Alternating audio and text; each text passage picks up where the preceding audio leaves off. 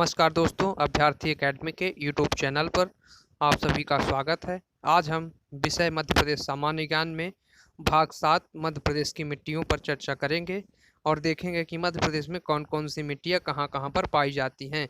तो आइए इसी प्रकार का एक मैप देखते हैं। उसमें ये हम देखेंगे कि मध्य प्रदेश के किन क्षेत्रों में कौन सी मिट्टियाँ फैली हुई हैं।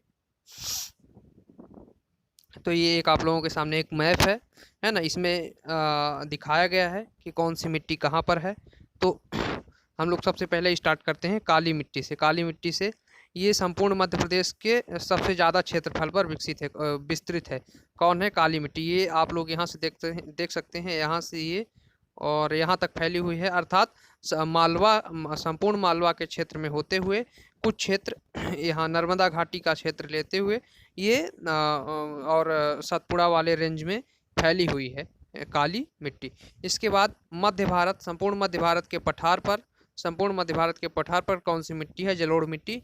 यहाँ पे चंबल नदी प्रवाहित होती है जिससे मृदा अपरदन होता है और उसके जमाव से जलोढ़ मिट्टी का निर्माण हुआ है। जल को जो मिट्टी ओढ़ कर आती है ना, वो उसे जलोढ़ मिट्टी कहा जाता है ना। यहाँ पर है बलुई एवं मिश्रित मिट्टी। कौन सी है? बलुई एवं मिश्रित मिट्टी। ये कौन सा क्षेत्र है आपका? बुंदेलखंड का क्षेत्र है। बुंदेलखंड में बलुई एवं मिश्रित मिट्टी पाई जाती है। फिर यहाँ लाल पीली मिट्टी कौन सी है? लाल पीली मिट्टी। ये कौन सा क्षेत्र है आपका? बघेलखंड का क्षेत्र है ना।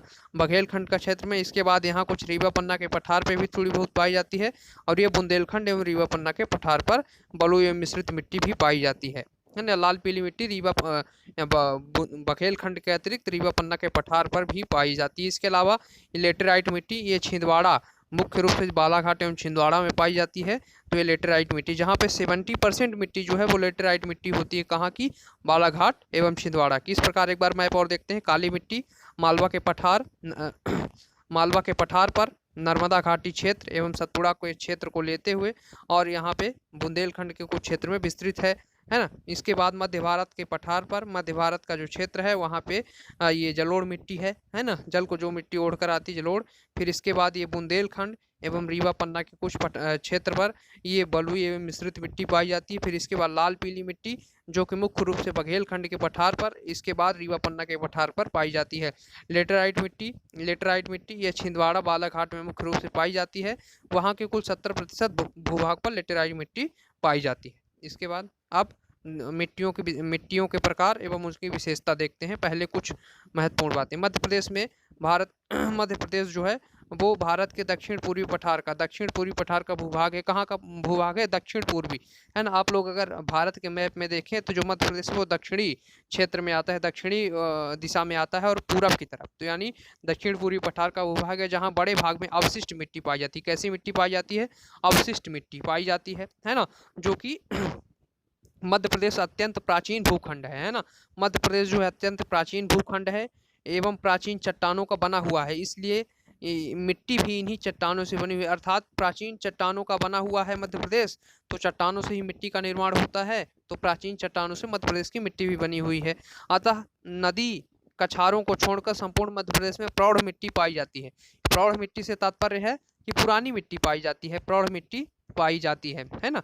मध्य प्रदेश में कैसी मिट्टी पाई जाती है? प्रौढ़ मिट्टी। ये कभी ऑब्जेक्टिव में प्रश्न आ सकता है कि मध्य प्रदेश में मिट्टी पाई जाती है वो किस श्रेणी में आती है? तो प्रौढ़ मिट्टी की श्रेणी में आती है ना। आगे देखते हैं।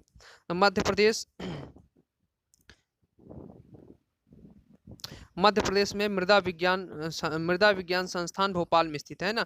भारतीय मृदा विज्ञान संस्थान कहाँ स्थित है? भोपाल में स्थित है। भारतीय भूमि एवं मृदा सर्वेक्षण विभाग ने मध्य प्रदेश की मिट्टियों को 5 भागों में बांटा है। कितने भागों में? 5 भागों में विस्तृत किया है। कितने भागों में विस्तृत किया है? 5 भागों में वर्गीकृत किया है। यद्यपि मध्य प्रदेश में कुल 7 प्रकार की मिट्टी पाई जाती है, लेकिन हम जब मुख्य रूप से कौन सी मिट्टी पाई जाती है? कितनी पाई जाती है? 5 मिट्टियाँ पाई जाती हैं। यद्यपि हम कुछ मिश्रित मिट्टी मिला के और इसके अतिरिक्त कछारी मिट्टी को मिलाकर भी 7 प्रकार की मिट्टी बताते हैं।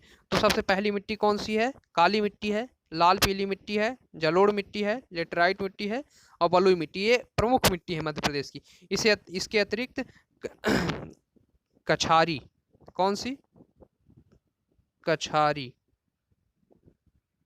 कछारी एवं मिश्रित, है ना, मिश्रित मिट्टी मध्य प्रदेश में पाई जाती है। कौन कौन सी कछारी एवं मिश्रित मिट्टी मध्य प्रदेश में पाई जाती हैं? इसके अतिरिक्त कछारी एवं मिश्रित यानी दो, तो 5 ये और ये कछारी एवं मिश्रित 2, 7 मिट्टियां, है ना। कछारी मिट्टी वह मिट्टी है जो कि नदी के किनारे वाले क्षेत्र में पाई जाती है। कहाँ? नदी, ये मान लीजिए ये नदी है, तो यहाँ की जो ये क्षेत्र है, यहाँ पर ये जो मिट्टी पाई जाती है, यहाँ इसको कछारी मृदा कहा जाता है। और मिश्रित मिट्टी से तात्पर्य है कि लाल पीली भी हो, काली भी हो, और इसके अलावा आपका लाल पीली हो, काली हो, जलोढ़ हो, इन और बालुई मिट्टी हो, इन सबको मिलाकर कौन सी मिट्टी बनती है? मिश्रित मिट्टी। तो 2 मिट्टी इस प्रकार से मिला लेते हैं, तब 7 मिट्टी मध्य प्रदेश में होती है ना। तो आइए एक जो मुख्य मिट्टी है उनको एक एक करके देखते हैं।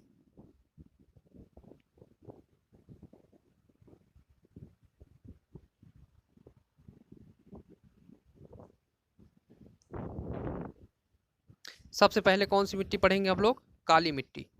सबसे पहले कौन सी मिट्टी? काली मिट्टी, है ना। काली मिट्टी मध्य प्रदेश का सर्वाधिक क्षेत्रफल पर काली मिट्टी का विस्तार है ना। मुख्य रूप से मालवा के पठार पर पाई जाती है एवं निमाड़, नर्मदा घाटी एवं सिवनी, बैतूल एवं सीधी के क्षेत्र में भी कुछ मात्रा में फैली हुई है, लेकिन मुख्य रूप से मालवा के पठार, निमाड़ एवं नर्मदा घाटी क्षेत्र को कवर करती है काली मिट्टी। इस मिट्टी का निर्माण लावा से हुआ है जो बेसाल्ट चट्टान का बना होता है ना।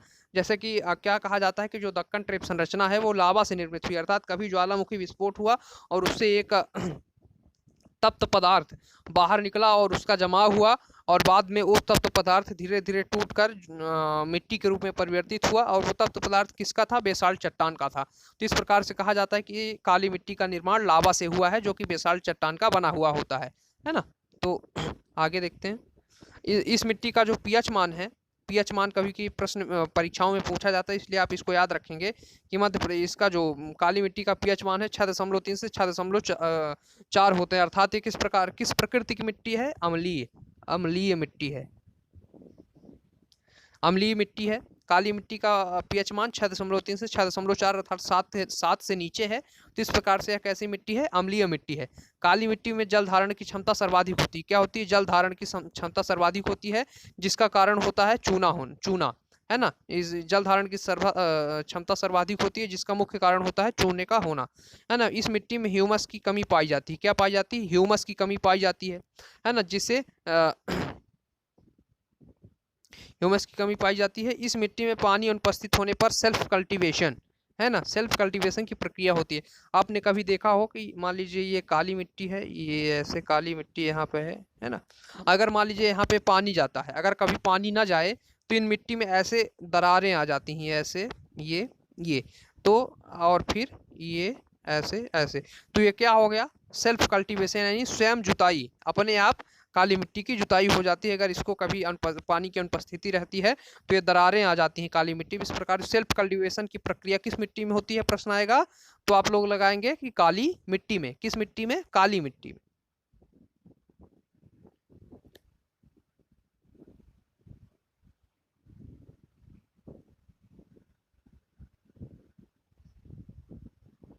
इसके बाद दूसरी मिट्टी पढ़ेंगे हम लोग, जलोढ़ मिट्टी। कौन सी? जलोढ़ मिट्टी। इस मिट्टी को काप, है ना, काप यानी कापू, हम कह सकते हैं एकदम पानी, जिसमें बहुत पानी की मात्रा काफ़ी हो, है ना, गीली मिट्टी एकदम हो, तो वो काप मिट्टी है ना। इसको दोमट मिट्टी कहा जाता है, दोमट मिट्टी भी कहा जाता है, अर्थात वह मिट्टी जिसमें पानी की मात्रा मिली हुई हो, तो दोमट मिट्टी भी होती है। इस मिट्टी का निर्माण चंबल नदी के नीचे, है ना, चंबल नदी के नीचे और बुंदेलखंड की, चंबल नदी, देखो चंबल नदी के नीचे नहीं होगा बल्कि चंबल नदी के अपर्दन से, है ना। चंबल नदी के जो मिट्टी का अपर्दन होता है तो उससे, है ना, चंबल नदी जो मिट्टी का अपर्दन करती है और वो उसके साथ जो मिट्टी बह कर आती है चंबल नदी के साथ, तो उससे जलोढ़ मिट्टी का निर्माण होता है। एवं बुंदेलखंड की नीच चट्टानों का अपर्दन, नीच चट्टानों के अपर्दन से होता है ना। तो इस मिट्टी का निर्माण चंबल नदी के अपर्दन के द्वारा बहा कर लाई गई मिट्टियों से होता है एवं बुंदेलखंड की नीच चट्टानों के अपर्दन से होता है। इस मिट्टी में बालू की प्रधानता होती है। इस मिट्टी में क्या होती है? बालू की प्रधानता होती है।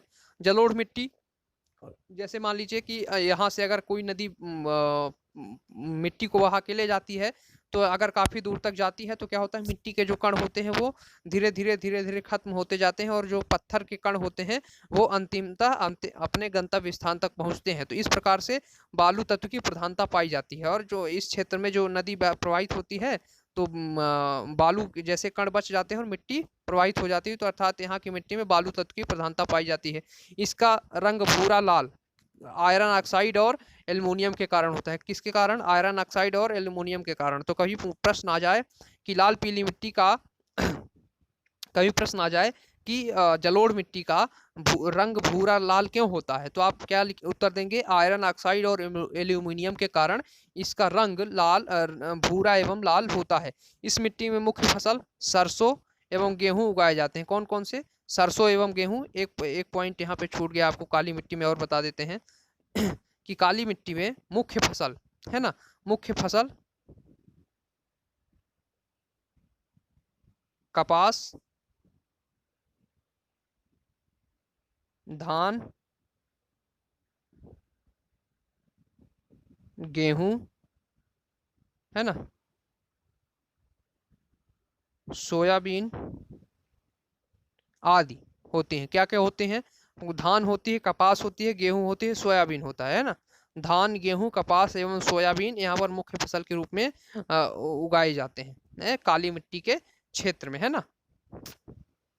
मुख्य रूप से कपास के लिए प्रसिद्ध होती है काली मिट्टी। उसमें भी गहरी काली मिट्टी जो होती है वो अति महत्वपूर्ण होती है कपास के लिए। इसके बाद जलोढ़ मिट्टी में हमने आगे देखा था, हाँ, इस मिट्टी में बालू तत्व की प्रधानता पाई जाती है। इसका रंग भूरा लाल आयरन ऑक्साइड और एल्युमिनियम के कारण होता है। इस मिट्टी में मुख्य फसल सरसों एवं गेहूं उगाए जाते हैं। क्या? मुख्य फसल के रूप में सरसों एवं गेहूं। आगे देखते हैं। इस मिट्टी का विस्तार राज्य के उत्तर पश्चिम जिले भिंड, मुरैना, शिवपुर, ग्वालियर आदि में है ना। उत्तर पश्चिम जिले कहाँ है? जलोढ़ मिट्टी का विस्तार उत्तर पश्चिम के जिलों में है, जहाँ भिंड, मुरैना, शिवपुरी और ग्वालियर आदि में क्षेत्र में विस्तृत है। जलोढ़ मिट्टी की प्रकृति कैसी होती है? अम्लीय होती, क्षारीय होती है। कैसी होती है? क्षारीय होती है, जिसका कारण है कि इसका पीएच मान 7 से अधिक होता है। इस मिट्टी में नाइट्रोजन और फास्फेट की कमी होती है। किसकी कमी होती है? नाइट्रोजन एवं फास्फेट की कमी होती है, जिससे उर्वरक क्षमता इसकी कम हो जाती है। इस मिट्टी में अपर्दन की समस्या पाई जाती है। जैसा कि आप लोग जानते होंगे कि चंबल नदी के द्वारा अब नालिका प्रकार का अपर्दन किया जाता है, तो इस मिट्टी में अपर्दन की समस्या पाई जाती है। इसका पीएच मान 7 से अधिक होता है ना। मिट्टी में नाइट्रोजन फास्फेट की कमी होती है। आगे चलते हैं।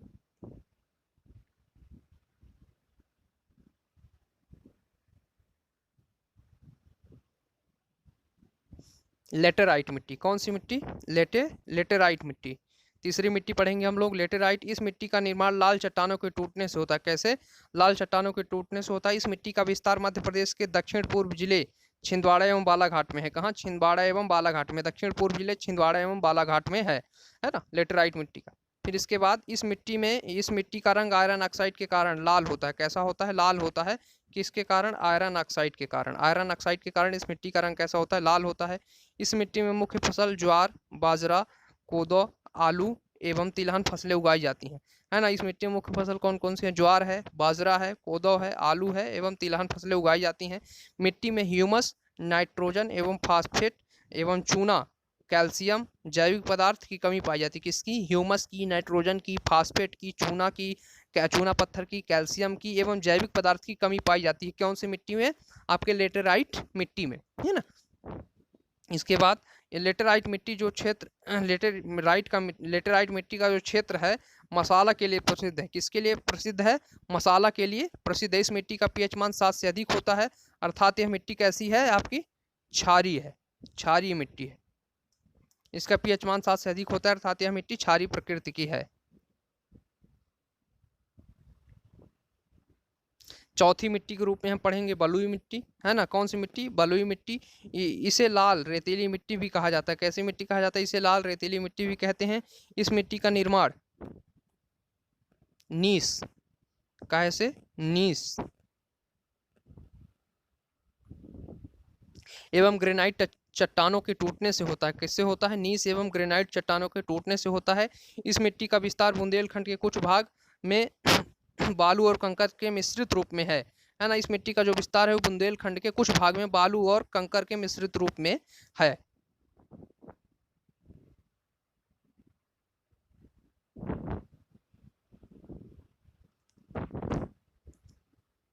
जो आपकी लेटेराइट मिट्टी, इसमें लोहा अधिक मात्रा में पाया जाता है। एवं ह्यूमस और पोटास बेहद कम मात्रा में। क्या ह्यूमस एवं पोटास बेहद कम मात्रा में पाए जाते हैं, जो कि उर्वरक क्षमता के लिए महत्वपूर्ण होते हैं। तो ह्यूमस और पोटास कम मात्रा में पाए जाते हैं। इस मिट्टी में लोहा अधिक मात्रा में पाया जाता है। इस मिट्टी में मोटे अनाज का उत्पादन मुख्य रूप से होता है। वनीकरण के लिए सर्वोत्तम मिट्टी है। जो आपकी ये लेटेराइट मिट्टी है, ये वनीकरण के लिए जो ये आपकी बलुई मिट्टी है, ये वनीकरण के लिए सर्वोत्तम मिट्टी होती है। किसके लिए? वनीकरण के लिए सर्वोत्तम मिट्टी होती है। इस मिट्टी में मोटे अनाज का उत्पादन मुख्य रूप से होता है ना। इस मिट्टी में लोहा अधिक पाया जाता है एवं ह्यूमस एवं पोटास बेहद कम होता है। आगे लाल पीली मिट्टी 5वें नंबर की और इम्पोर्टेंट मिट्टी है, महत्वपूर्ण मिट्टी है लाल पीली मिट्टी। इसका विस्तार मुख्य रूप से बघेलखंड एवं बुंदेलखंड के कुछ भागों पर है। कहाँ है? बघेलखंड एवं बुंदेलखंड। हमने अभी मैप में देखा था कि बघेलखंड एवं बुंदेलखंड में लाल पीली मिट्टी पाई जाती है। इस मिट्टी का निर्माण गोंडवाना क्रम की चट्टानों, कौन सी क्रम की? गोंडवाना क्रम की चट्टानों से होता है। जैसे मध्य प्रदेश में कडप्पा एवं गोंडवाना क्रम की चट्टानें पाई जाती हैं, तो गोंडवाना क्रम की चट्टानों से लाल पीली मिट्टी का निर्माण होता है। इसके बाद इस मिट्टी में मुख्य तत्व के रूप में चूने की प्रधानता होती है। किसकी प्रधानता होती है? चूने की प्रधानता होती है। फेरिक ऑक्साइड के जल योजन के कारण, किसके? फेरिक ऑक्साइड के जल से क्रिया के कारण इसका रंग पीला और लोहे के ऑक्सीकरण के कारण लाल होता है। ये दो चीज़ें इंपॉर्टेंट हैं। फेरिक ऑक्साइड के जल योजन यानी जल से क्रिया करने के कारण इसका रंग कैसा होता है? पीला होता है। ऑक्सीकरण, लोहे के ऑक्सीकरण के कारण इसका रंग कैसा होता है? लाल होता है। इस मिट्टी में मुख्य फसल धान, दलहनी फसलें एवं दलहनी फसलें उगाई जाती हैं। कौन कौन सी? धान एवं दलहनी फसलें मुख्य रूप से उगाई जाती हैं। इसके अतिरिक्त मोटे अनाज भी उगाए जाते हैं। कौन से? मोटे अनाज भी उगाए जाते हैं, है ना।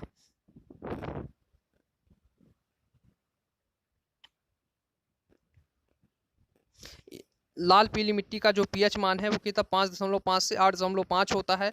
लाल पीली मिट्टी का स्थानीय नाम डोरसा। क्या ये आप लोग याद रखेंगे कि लाल पीली मिट्टी का नाम क्या होता है? डोरसा होता है। लाल पीली मिट्टी में नाइट्रोजन और ह्यूमस, लाल पीली मिट्टी में नाइट्रोजन और ह्यूमस अनुपस्थिति के कारण उर्वरता कम होती है। क्या होती है? उर्वरता कम होती है। उसका कारण क्या है? नाइट्रोजन एवं ह्यूमस की कमी। लाल पीली मिट्टी का पीएच मान कितना होता है? 5.5 से 8.5, अर्थात ये अम्लीय एवं क्षारीय दोनों प्रकृति की हो सकती है। लाल पीली मिट्टी का निर्माण स्थानीय नाम डोरसा है। लाल पीली मिट्टी में नाइट्रोजन और ह्यूमस की अनुपस्थिति के कारण उर्वरता कम होती है।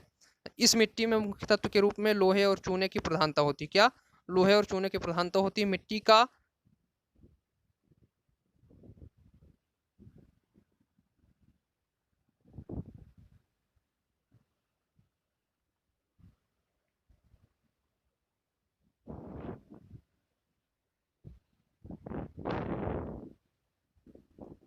बस आज के लिए यहीं तक। अब आपको मध्य प्रदेश के अगले वीडियो में यानी अर्थात भाग 8 में मध्य प्रदेश की मिट्टियों के पश्चात मध्य प्रदेश की वन संपदा पढ़ाया जाएगा, और वन संपदा के महत्वपूर्ण प्रश्नों पर आपसे चर्चा की जाएगी। तब तक के लिए नमस्कार। हमारे चैनल को सब्सक्राइब करें, लाइक करें एवं शेयर करें।